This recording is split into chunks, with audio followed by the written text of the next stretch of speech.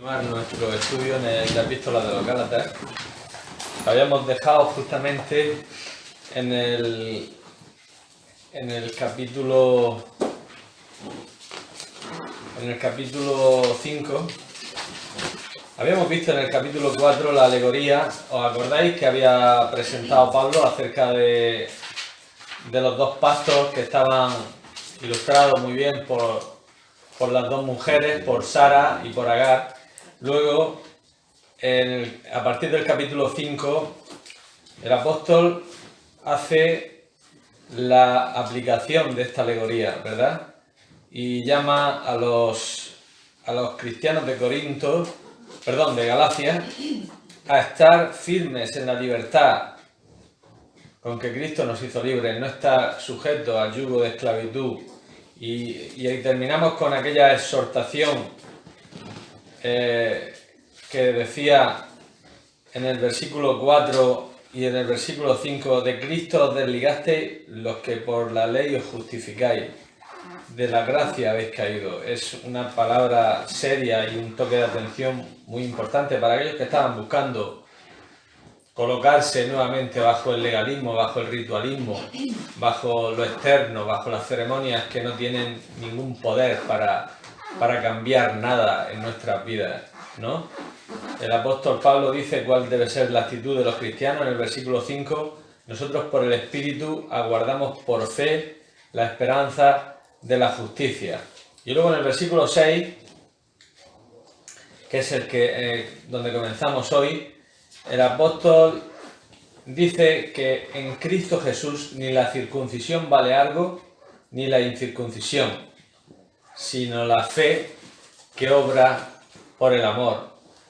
Al cristiano ni la circuncisión ni ningún otro rito lo hace mejor, ni la incircuncisión o cualquier otra ceremonia lo hace peor. Lo que Dios busca en un cristiano es la fe que obra por el amor. La fe es dependencia de Dios. La fe no es ociosa.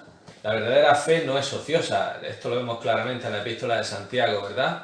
Cuando dice: muéstrame tu fe sin tus obras y yo te mostraré mi fe por mis obras. Entonces la verdadera fe nos lleva a orar, no para conseguir algo de Dios, sino como un fruto natural de la salvación, de la justicia.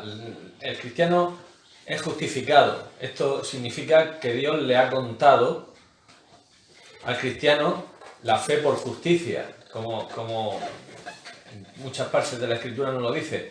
Pero esa justificación tiene que manifestarse, evidentemente, en una vida justa. Pero esto no lo hace el cristiano para poder conseguir el favor de Dios, sino lo hace porque ya ha conseguido el favor de Dios. Y entonces una planta de forma natural pues da su fruto. Entonces el cristiano que ha sido justificado de forma natural manifiesta justicia. Esto no significa que no vayamos que no pequemos nunca, no. Pero nuestro patrón de vida ya no es el pecado, ahora es la justicia. Antes nuestro patrón de vida era el pecado. Era el pecado, y a lo mejor podríamos manifestar algún acto de justicia propia de vez en cuando, ¿no? Pero ahora es todo lo contrario. Ahora el patrón de vida del cristiano es la justicia, no el pecado, ¿no? Ahora somos siervos de la justicia, como dice Pablo también en Romanos 6. Así que, como vemos en este versículo, la fe obra por el amor, se impulsa por el amor y no por la ley. A Dios no le interesan los ritos. A Dios no le interesan los ritos. Los hombres le gustan los ritos. Los hombres le encantan los ritos. Esto no solo en la vida religiosa, sino en la vida política, en la vida... Todo está lleno de ritos, de ritualismo, de paraflenaria, de pompa, pero a Dios no le impresiona nada esto.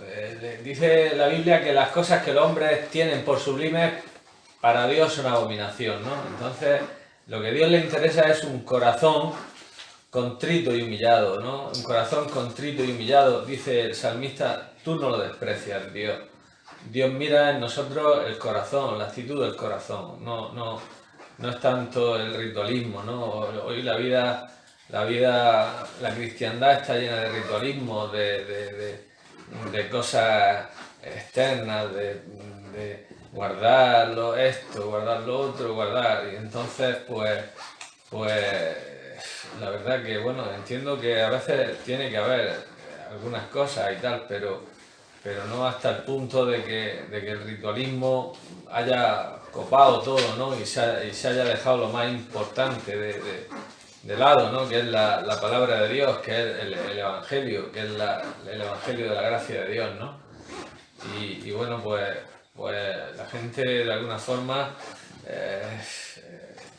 va siguiendo mucho ritualismo, ¿no? Si vemos en la iglesia primitiva, pues realmente no había mucha oportunidad para el ritualismo, porque cuando empezó la persecución tenían que reunirse en sitios que según dice la historia, eran hasta en los cementerios, ¿no? En las catacumbas romanas y demás, ¿no? O sea que allí imaginaros que no había instrumentos de música, no había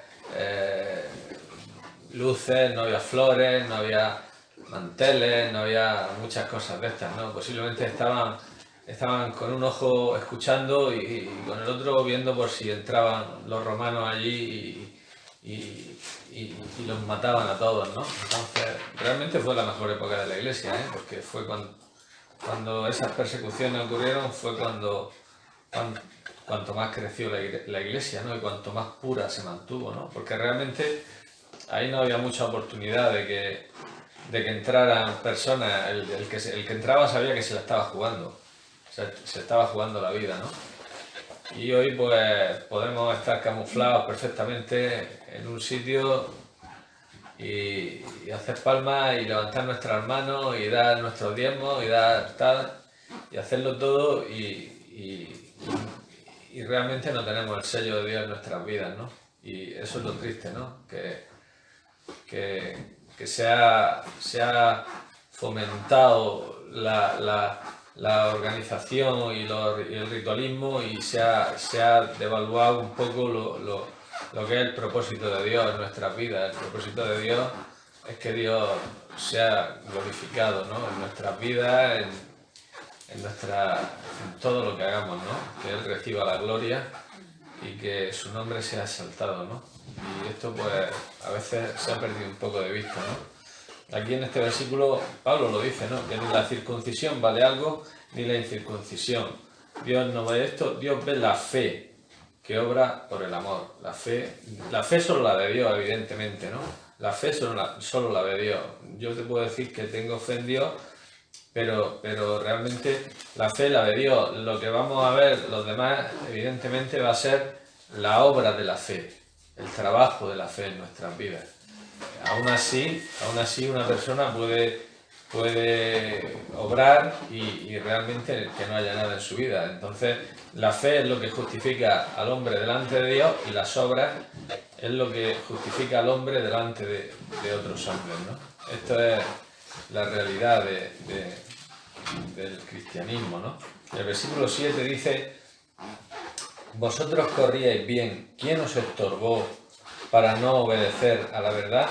Los gálatas habían comenzado bien la vida cristiana, ¿no? Y luego, influenciados por falsos maestros, pues se habían desviado, evidentemente, ¿no? Esto suele pasar, ¿eh? Esto suele pasar. Yo he conocido y he vivido desde que me convertí esto, porque realmente se empieza bien la vida cristiana, se empieza con celo, pero luego ya van llegando corrientes, vientos de doctrina y somos movidos y de alguna forma esto pasa, no solamente te pasó a los gálatas, sino que pasa en el cristianismo. El diablo nos creemos que solamente se mueve en las cosas obscenas y en las cosas aparatosas pero no, el diablo se mueve en un porcentaje muy alto dentro de la religión. El diablo se disfraza como ángel de luz, ¿no? Entonces, cuando hay una persona que empieza bien y hay una persona que anda bien y que anda en la palabra de Dios y que anda en los propósitos de Dios, pues no nos preocupemos que el diablo va a intentar por todos los medios, por medio de falsas enseñanzas, de que esa persona se desvíe, de que esa persona de alguna forma aparte su mirada de la palabra de Dios, aparte su mirada de Cristo, se centre en cosas vanas, en cosas que no aprovechan para nada, se centre en el ritualismo, se centre en lo material, se centre en mil cosas que bueno, que es lo que le había pasado a estas personas y es lo que pasa también hoy en día, ¿no? Es lo que suele pasar, ¿no? Por medio de falsas enseñanzas, por medio de falsos maestros, pues el diablo llega a las vidas, llega a los corazones y las personas, los cristianos, son también movidos por todo viento de doctrina, como dice Efesios 4. Somos movidos por todo viento de doctrina. Entonces, tenemos que plantarnos en la doctrina de Cristo, en la doctrina de Dios, en vivir en la palabra y examinarlo todo, no abrazarlo todo, porque una persona llegue y diga, oye, que yo soy un siervo de Dios, o que alguien nos diga, este es un siervo de Dios, vale, eso está muy bien, ahora quiero escucharlo y quiero verlo, quiero ver y escuchar. Y cuando lo vea y lo escuche, entonces yo tengo, Dios me ha dado a mí la capacidad y la autoridad personalmente a cada cristiano que mora el Espíritu Santo para poder discernir, examinarlo todo. No dice examinar algo, no, examinarlo todo. Ahí habían llegado personas que habían dicho, yo soy siervo de Dios, yo soy siervo, este es pastor, este es apóstol, este no sé qué y este no sé cuánto, y se lo habían tragado todo, ¿no? Y entonces vemos que una de las cartas de Apocalipsis, la primera carta, Dios alaba a esa iglesia en Éfeso porque dice, has probado a los que se dicen ser apóstoles y no lo son, y los has hallado mentirosos. Era una iglesia que por lo general probaba al que llegaba a la iglesia, no tragaba todo, no se tragaba todo. No, es que esto lo dice este hombre va muy bien vestido, va muy bien peinado y lleva un peinado muy engominado y todo eso y es un siervo. Este hombre es un siervo. Bueno, eso lo dices tú o lo puede decir él, pero yo voy a examinarlo. Yo tengo responsabilidad de examinarlo todo. Lo siento, no voy a tragarme lo que me venga diciendo quien sea. Lo voy a escuchar y lo voy a examinar. Y después de examinarlo detenidamente, entonces diré, esto me vale o esto no me vale, y ya está. Y no estás pecando por hacer eso, ¿eh? No estás pecando. Hay quien dice que si no obedeces lo que dice fulano, lo que dice este... No. Examinarlo todo. Y probarlo todo. Has probado a los que se dicen ser apóstoles y no lo son, y los has hallado mentirosos. Y estos pobres gálatas pues no habían examinado, se lo habían tragado todo y así estaban. Entonces ahora dice el versículo 8, esta persuasión no proviene de aquel que os llama. Las doctrinas que les estaban enseñando no venían de Dios, venían del diablo. Muy bonitas, usaban evidentemente la Biblia, la usaban, pero no la usaban todas, usaban las partes que les interesaban, usaban los textos fuera de contexto, iban cogiendo aquí, iban cogiendo allá, y bueno, y esto parecía, hombre, muy bíblico, muy atractivo, habla de la Biblia, habla de la Biblia, podemos hablar de la Biblia, pero las sectas, las peores sectas utilizan la Biblia, ¿eh? Las peores sectas utilizan la Biblia. Y entonces, cuidado. El apóstol Pablo le dice a Timoteo, procura con diligencia presentarte a Dios aprobado como obrero que no tiene de qué avergonzarse, que usa bien la palabra de verdad. O sea, se puede hacer uso de la Biblia, pero no bien. Entonces, para hacer uso de la Biblia hay que hacerlo bien, ¿eh? No hay que usarla para manipular, adaptar a la... toda cosa buena o mala se puede defender con la Biblia. Pero claro, esto es cierto cuando se tolera el mal uso o el abuso de la Escritura. Se tolera el mal uso o el abuso de la Escritura. Entonces solamente aquella persona que está con un corazón regenerado y que se dedica a Dios y a escudriñar su palabra, esa persona puede usar la palabra de Dios bien. No somos perfectos. Nadie va a tener el 100% de verdad en su enseñanza, pero sí estaremos guardados de la herejía y estaremos guardados de la apostasía. Si hacemos esto, si con oración humillamos nuestra vida delante de Dios y nos sometemos a Dios y escudriñamos la palabra de Dios con humildad, ¿no? Usa bien la palabra de verdad, decía Pablo a Timoteo. Entonces, la Biblia se puede usar para como la usó aquel, para que se suicidara hace tantos años, aquel que usaba también la Biblia, ¿cómo se llamaba aquel? Jones, ¿no? Aquello en la Guayana, usaba la Biblia, estaba usando la Biblia y se suicidaron 800, 900 personas, Entonces, cuidadito, ¿no? Porque la palabra de Dios es para ponernos ante ella, para someternos a ella y no para utilizarla para manipular a la gente, para traerla a nuestras propias ideas preconcebidas y para llevarlos por el sitio donde nosotros queramos y manipularlos para que las personas estén bajo el yugo de esclavitud, que es lo que comienza este capítulo prohibiendo, de manera que dice que no estemos bajo el yugo de esclavitud. ¿No dice eso? Nos hizo libres, no estéis bajo el yugo de esclavitud. Entonces, cuidadito. El versículo 9, ¿qué nos dice? Pues una cosa que todos sabemos, ¿no? Un poco de levadura que leuda toda la masa. Un poco de levadura leuda toda la masa.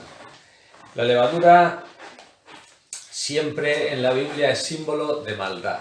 Siempre.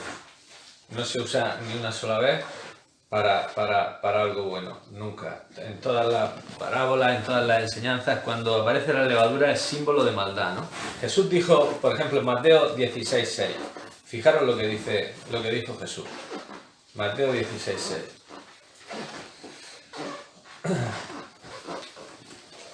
Mateo 16:6.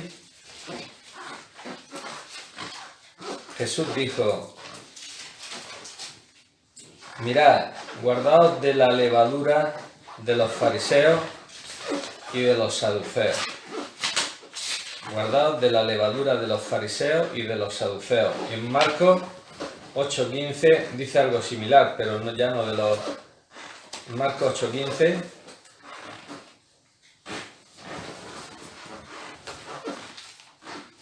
habla ya de la levadura de los fariseos y de la levadura de Herodes. Está hablando aquí de tres clases de levaduras, ¿verdad? Los fariseos, los saduceos y los herodianos. Estas levaduras son prácticamente las mismas que hoy tratan de introducirse. La levadura de los fariseos, la levadura de los saduceos y la levadura de los herodianos. Estas son más o menos las tres formas de corrupción que no solo allí en los tiempos de Jesús, sino también hoy. Tratan de infiltrarse dentro de la cristiandad. ¿Cuál era la levadura de los fariseos?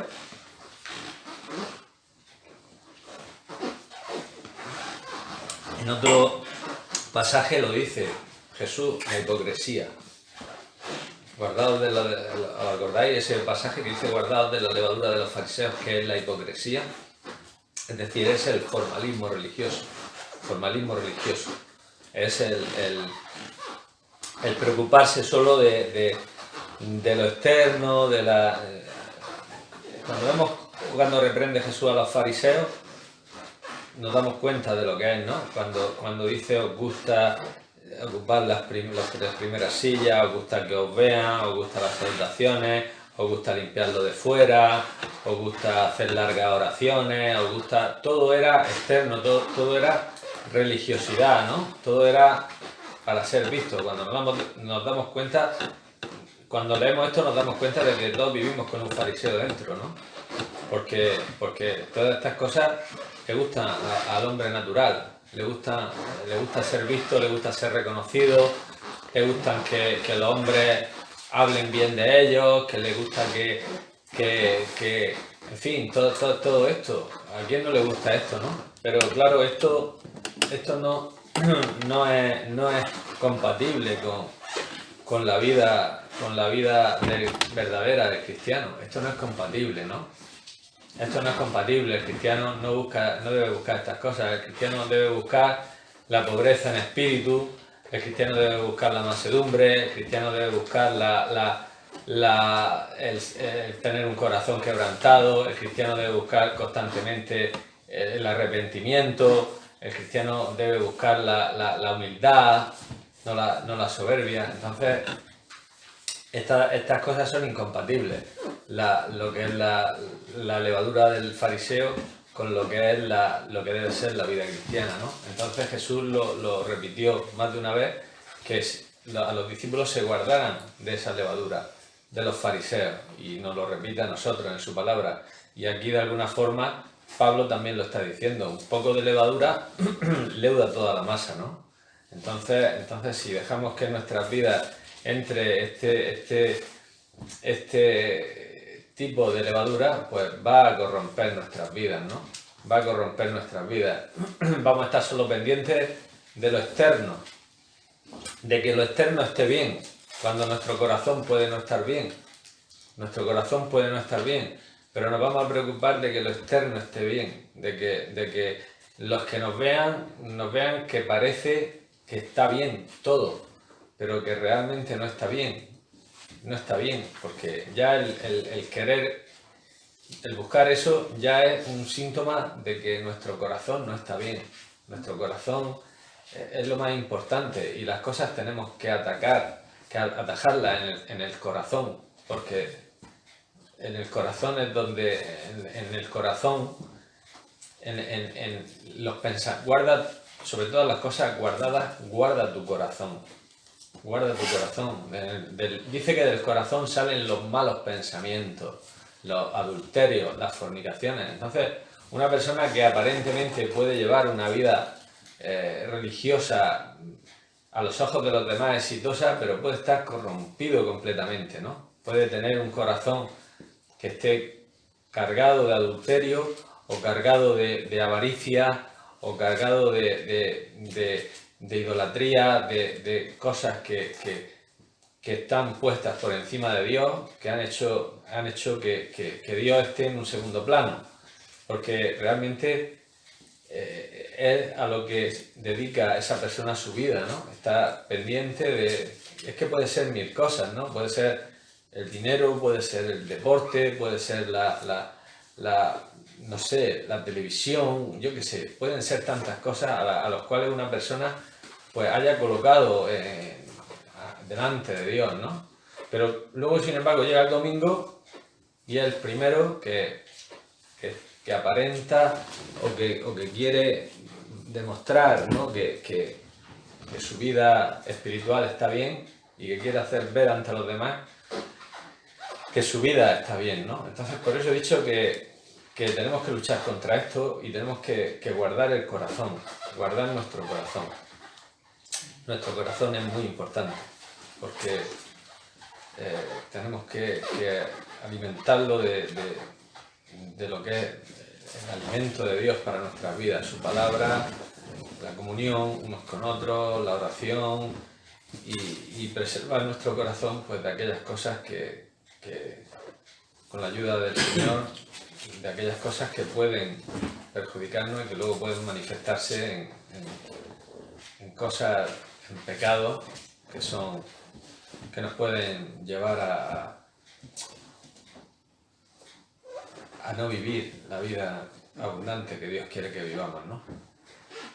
Esta es la levadura de los fariseos, pero luego habla también de la levadura de los saduceos. La levadura de los saduceos, ¿cuál era? Pues la levadura de los saduceos era el racionalismo. El racionalismo. Ellos lo racionalizaban todo, querían racionalizarlo todo. O sea, eran personas racionalistas y personas que de alguna forma, pues yo me puedo ver en los fariseos personas que anteponían, por ejemplo, la sabiduría del mundo a la sabiduría de Dios. El mundo dice que el hombre ha venido de la evolución. Entonces, estos saduceos, pues, como el mundo ha dicho esto, pues tratan de alguna forma de acomodar la palabra de Dios para hacerla que la Biblia diga lo que no dice, que es que el hombre ha venido de la evolución. El hombre ha sido creado directamente por Dios. Pero sin embargo, ellos como dan más lugar al raciocinio, al racionalismo que a la palabra de Dios, la palabra de Dios contiene verdades que para nosotros y para el hombre natural más todavía son realmente difíciles de creer. Son difíciles de creer. Porque, claro, ¿quién se cree que una burra hablara? ¿Quién se cree que un pez se comiera a un hombre? ¿O quién se cree que una virgen diera a luz un hijo? ¿O quién se cree que este universo tan inmenso se creara con la sola palabra de Dios? Que Dios dijera, sea la luz, y la luz fuera, o que Dios dijera, haya expansión en las aguas, y separe las aguas de las aguas, y ocurriera, y se formaran los cielos. ¿O quién cree que Dios dijera que se descubra lo seco y que se junte las aguas en un lugar y que luego Dios dijera formara a un muñeco del polvo de la tierra y soplara en ella? Pues son difíciles de creer. Son difíciles de creer, pero yo me las creo. Yo me las creo todas. Pero claro, cuando tú hablas con algunas personas que tal, no, eso es lo que dice, pero lo que quiere decir es otra cosa. No, eso es lo que dice y lo que es. O sea que no me vengas a hablar con historias porque no. Entonces, claro, estas personas siempre buscan de alguna forma que el mundo no haya tropiezo en la escritura para el mundo, para que se pueda convivir con los pensamientos del mundo, ¿no? Los pensamientos del mundo son todos muy racionales, pero la mayoría en cuanto a la vida y en cuanto a... son falsos. Entonces, ellos tratan de convivir con todo. No, pero es que las cosas han cambiado. El otro día me decía una compañera de trabajo, me decía que las cosas habían cambiado, porque estábamos hablando precisamente de la homosexualidad, ¿no? Y entonces, pues yo le dije claramente que la homosexualidad es un pecado, y ella me decía que ella era católico romana. Yo soy católico romano, digo, pues entonces lee la Biblia, digo, lee Levítico 18, lee Romanos 1, lee 1 Corintios 6, del 9 al 11, se lo apunté todo. Digo, léelo, si eres cristiana, digo, esto es lo que dice Dios. Esto es lo que... Ya, pero es que el mundo va cambiando. Digo, sí, el mundo cambia, pero la palabra de Dios no cambia. Entonces, tratamos de adaptar las cosas. Ahora hay movimientos que surgen con mucha fuerza y tratamos de adaptar la Biblia a todo, ¿no? Pero si es que la Biblia no cambia. Es que la Biblia habla de la homosexualidad como un pecado abominable a los ojos de Dios.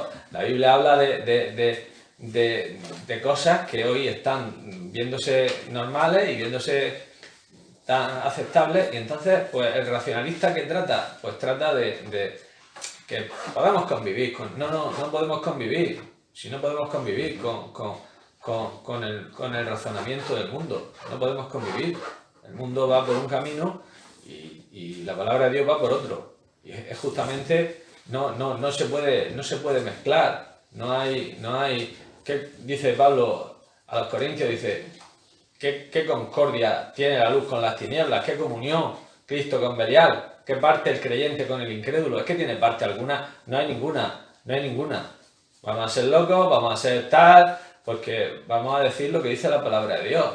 Pero claro, el racionalista que todavía quiere estar ahí, pues bueno, por eso los saduceos tenían un pie en la ley y otro pie en el mundo. Entonces, no es que fueran mundanos, eso lo vamos a ver ahora, eran los herodianos, pero sí querían convivir con las dos cosas. Eran los que querían tener autoridad eclesial y también querían tener autoridad en el gobierno. De hecho, los saduceos eran los que gobernaban, eran los que controlaban el Sanedrín, ¿no? Y los sumos sacerdotes normalmente eran de los saduceos, pero ellos no veían muy difícil esto de que hubiera ángeles, de que hubiera esto, de que hubiera resurrección. Todo esto lo acordáis, ¿no? Cuando vinieron a Jesús con la historia aquella de que había 7 hermanos que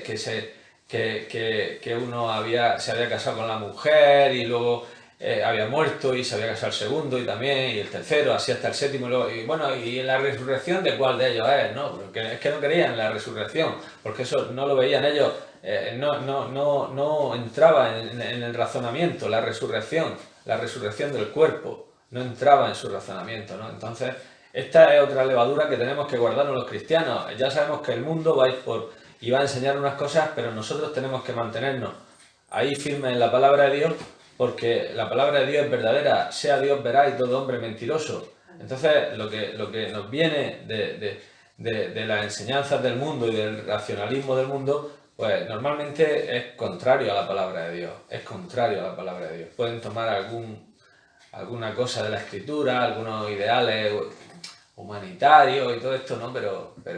Pero las cosas sobrenaturales de la palabra de Dios son rechazadas, no. La creación, eso hay que verlo. Está demostrado que sí, lo demostró un hombre en el siglo XIX, lo demostró un hombre que por dibujitos, y esa es la teoría que se enseña en los colegios. Un hombre haciendo dibujitos, diciendo que esto vino de aquí, que esto vino de allá, porque parece que esto, parece que lo otro, y eso es lo que se enseña. Y es una mentira, evidentemente es una mentira. El hombre no ha venido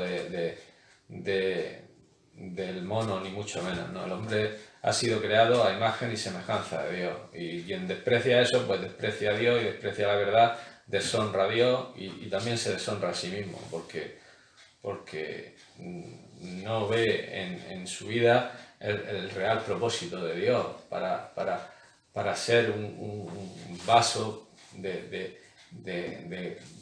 gloria y un vaso de misericordia para Dios. Entonces lo único que se preocupa es pues de eso, de vivir como un animal, porque ya que sus padres eran animales, pues se va a comportar como un animal, va a tener los comportamientos de un animal.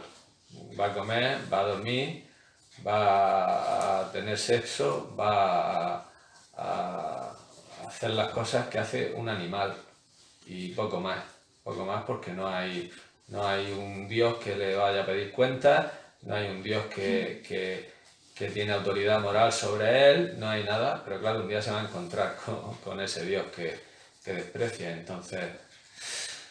entonces vendrán el llanto, el lloro y el crujir de dientes, como dice la palabra de Dios, ¿no? Y bueno, y finalmente la levadura de los herodianos. La levadura de los herodianos, ¿cuál era? Pues eso sí era mundanalidad. La levadura de Herodes era la mundanalidad. La levadura de los fariseos, formalismo religioso.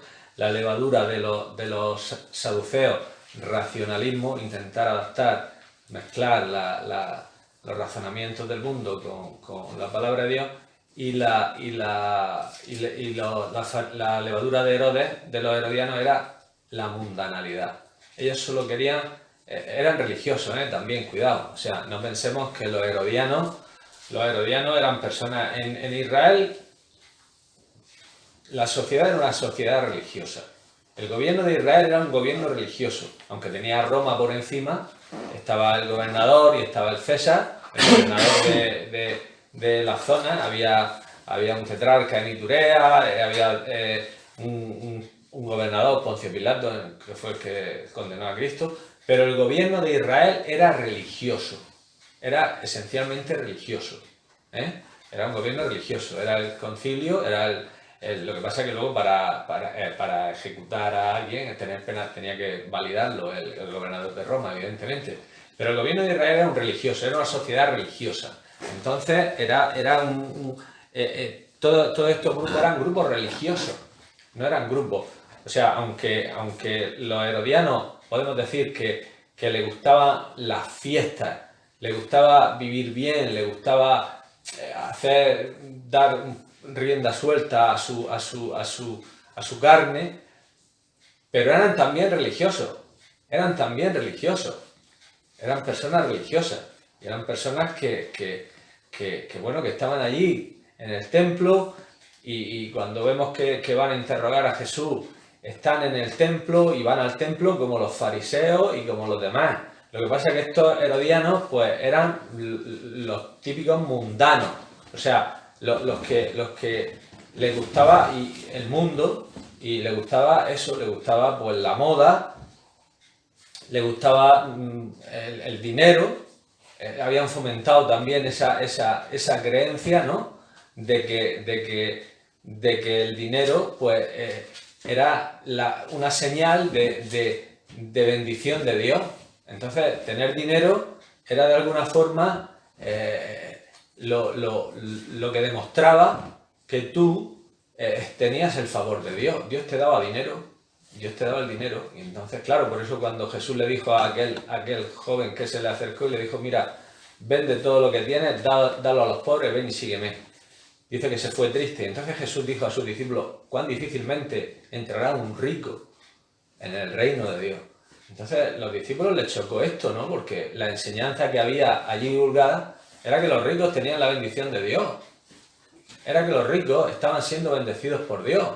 Entonces, por eso le dijeron, dice, pues entonces, ¿quién va a ser salvo? ¿Quién podrá ser salvo? Se espantaron, ¿no? Dijeron, realmente, si son los ricos y dice que tal, dice, entonces, si no se salvan ellos, ¿quién se va a salvar? ¿Quién se salva si no se salvan los ricos? ¿Quién podrá ser salvo?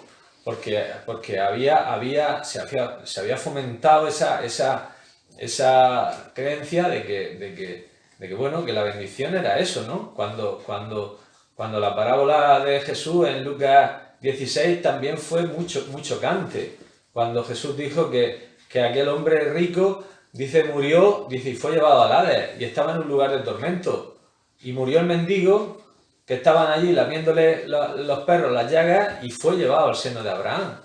Entonces, todas estas cosas eran chocantes para ellos, porque ellos pensaban justamente lo contrario. Los herodianos vivían como el rico, El rico, ¿cómo vivía? Pues dice que cada día hacía banquete, no se privaba de nada, hacía banquete con esplendidez, y comía, y bebía, y no se privaba de nada, porque todo aquello era, pues, bendición, era bendición. Y esta levadura también ha entrado en la iglesia hoy. Esta levadura ha entrado en la iglesia hoy, de lleno. O sea, en el evangelio de la avaricia, de la prosperidad, ha entrado de lleno. Ha entrado de lleno que realmente la bendición de Dios se mide por esto, se mide por los bienes que uno posee, ¿no? Se mide por los bienes. Dios quiere que seas rico, Dios quiere hacerte rico, Dios se preocupa de esto, de que tú seas rico, de que tú vivas bien, de que tú tengas, de que tú, vamos, que no te prives de nada, y a lo grande, ¿no? Y entonces, pues esto ha entrado y muy fuerte, y Jesús lo dice, guardaos de esta levadura, porque esto es una levadura que es mundana. Esto no es bíblico, no es bíblico, para nada. Ellos te dicen que sí, porque Abraham tenía mucho dinero, y Abraham consiguió, bueno, evidentemente Abraham, Dios lo bendijo, por supuesto. Algunas de las bendiciones que tuvo Abraham las consiguió por desobediencia, porque cuando entró en Egipto, que no tenía que haber entrado, dice que salió con multitud de ganado y de siervos y de siervas, y la consiguió por desobediencia, que luego le costó que se enfrentara a su sobrino Lot, porque dice que no había sitio para que habitaran juntos. Pero bueno, es cierto que Dios bendijo materialmente a Abraham, no podemos negarlo, ¿no? Él fue bendecido materialmente. Dios, aparte de esas cosas, que algunas las consiguió por desobediencia, pero sí es cierto que Dios lo bendijo. Pero no podemos obviar de que Abraham, Dios le prometió una tierra, o sea, una tierra física, una herencia. Le dijo, mira, al sur, al norte, al occidente, al oriente, todo esto te lo voy a dar a ti. Pero al cristiano Dios no le ha prometido ninguna tierra. Nunca le ha prometido al cristiano una tierra. Los que estamos llamados a esperar de los cielos a su Hijo, no debemos esperar larga vida en la tierra. Cuando aplicamos las promesas que Dios le hizo a Israel, a los creyentes, aparece enseguida la incongruencia. Nosotros estamos esperando la venida de Cristo y nos dice la Biblia que teniendo sustento y abrigo estemos contentos con eso. Y nos dice la Biblia que el amor a la riqueza y los afanes de este siglo y las codicias ahogan la palabra y la hacen infructuosa. Y nos dice Pablo en Colosenses que nuestra mirada esté puesta arriba y que busquemos las cosas de arriba, no las de la tierra. No apliquemos las promesas terrenales para un pueblo terrenal con nuestras promesas celestiales para un pueblo celestial que tenemos bendiciones espirituales. No podemos mezclarlas. Los que quieren mezclar todo esto forman ahí un popurrí y meten el mundo en el cristiano, meten la avaricia, meten la codicia, meten que busquemos lo material y que nos creamos que la bendición de Dios es esto. Y la bendición de Dios para el cristiano no es eso. La bendición de Dios para el cristiano no es eso. Eso no es la bendición para el cristiano. Dice que la raíz de todos los males es el amor al dinero. Es el amor al dinero. Entonces, esto es lo que dice la Biblia. Y los que quieren enriquecerse caen en tentación y en lazo y en muchas codicias necias y dañosas que hunden a los hombres en destrucción y perdición. Así que teniendo sustento y abrigo, estemos contentos con esto. Esto es para el cristiano. Abraham sí tenía una promesa de una tierra. Israel tenía una promesa y de hecho en el futuro la va a heredar esa tierra. La va a heredar porque está en sus pactos con Dios. Pero nosotros nuestra ciudadanía está en los cielos. El cristiano es un ciudadano del cielo y su ciudadanía está en los cielos y la mirada tiene que estar puesta arriba. Entonces, estas levaduras que estaban allí ya en los tiempos de Cristo, que estaban en los tiempos de los Gálatas, de la primera iglesia primitiva, están hoy en la cristiandad, están hoy con muchísima fuerza, y el apóstol nos da la advertencia esa en el versículo 9.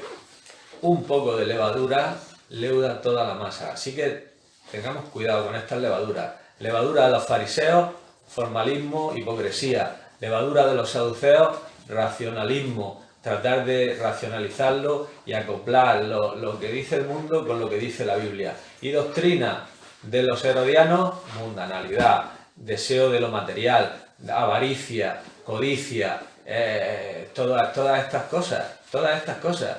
Entonces, esto es una advertencia para nosotros, para que nos guardemos de esa levadura, de la levadura que de alguna forma pues estaba corrompiendo a los Gálatas por medio de aquellos maestros que los estaban desviando, ¿no?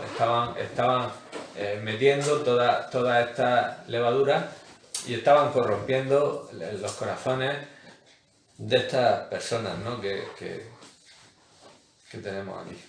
Y nos quedamos aquí hoy, ¿vale? Ya la próxima seguiremos hablando a partir de ese versículo, del versículo 9. Amén.